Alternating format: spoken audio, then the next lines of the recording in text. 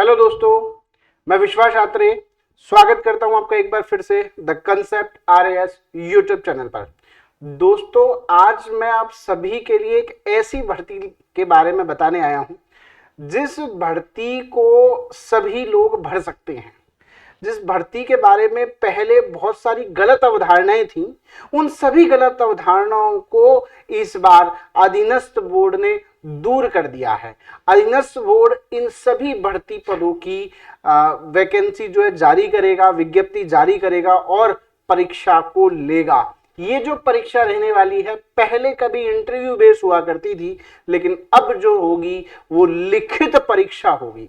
दोस्तों, इसमें पद जो होंगे, इसमें जो पद हैं वो 5000 से अधिक पद हैं।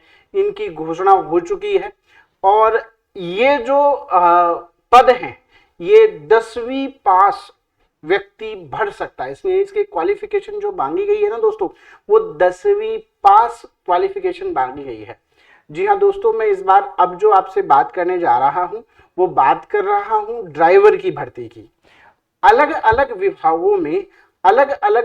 विभागों में ड्राइवर की भर्ती के लिए आवेदन पत्र मांगे जा चुके हैं। दोस्तों, ये भर्ती आ चुकी है, आपको इस भर्ती की तैयारी कर देनी चाहिए।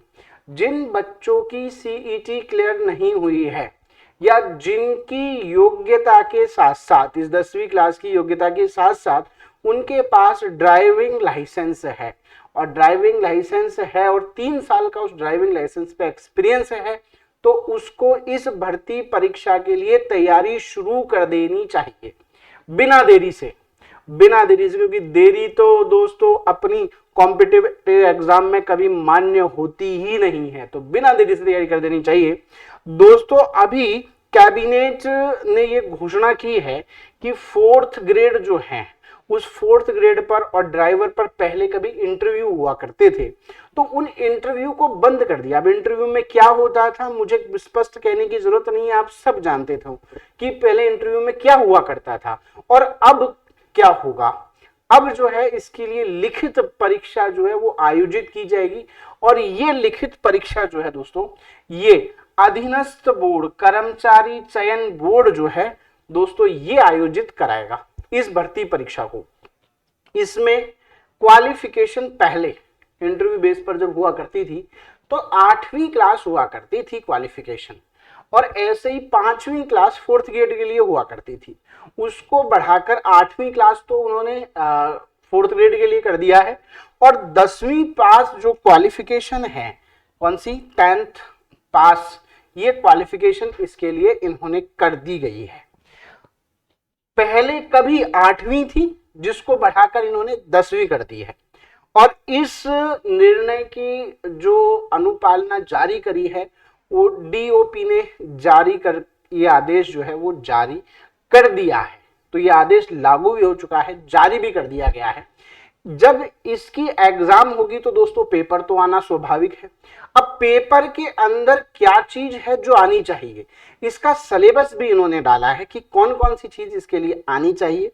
तो ये जो दोस्तों ध्यान रखना, ये जो पेपर रहेगा, लिखित परीक्षा का जो पेपर रहेगा, उसकी समय अवधि 2 घंटे की रहेगी। कितनी रहेगी? 2 घंटे की।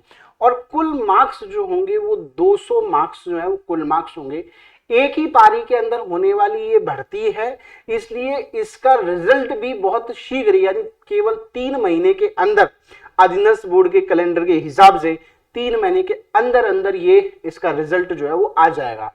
और इतनी बड़ी पदों पर भर्ती एक साथ, इतने अलग अलग डिपार्टमेंट्स में, ये इतनी भर्ती बहुत कम देखने को मिलती है और दोस्तों बहुत रेयर केसेस में ये देखी जाती है। तो आपको बहुत अच्छा मौका है, जिसके पास ड्राइविंग लाइसेंस है और 3 साल का अनुभव है।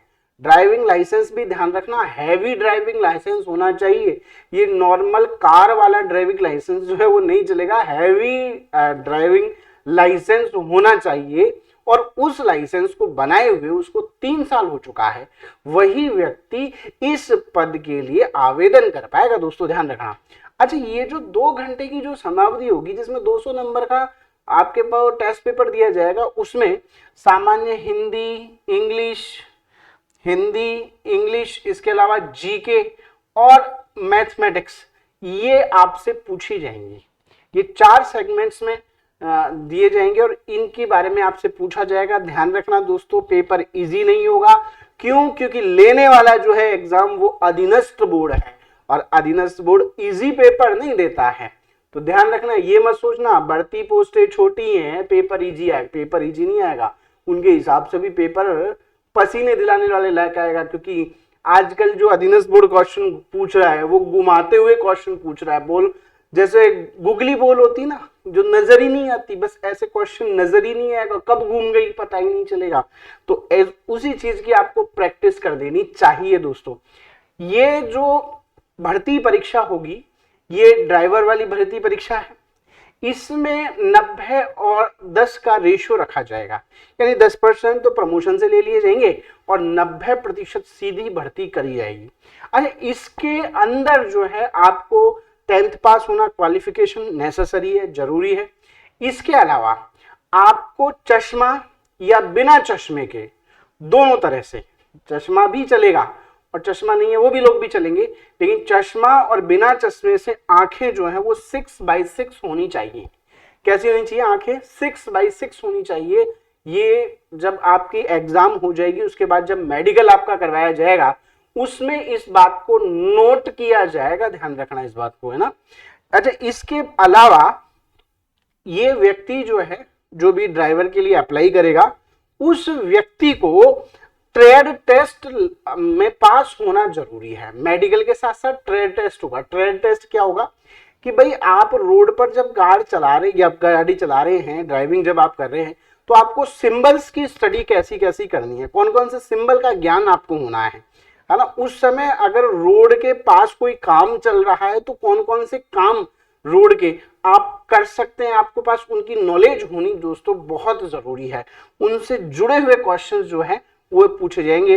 देखो, यान की सड़क के किनारे पर मरम्मत का ज्ञान तथा चालक की दक्षता, ड्राइविंग लाइसेंस, ड्राइविंग टेस्ट किया जाएगा बकायदा आपका, तो ड्राइविंग दक्षता और व्यावसायिक परीक्षण ट्रेड टेस्ट के माध्यम से किया जाएगा।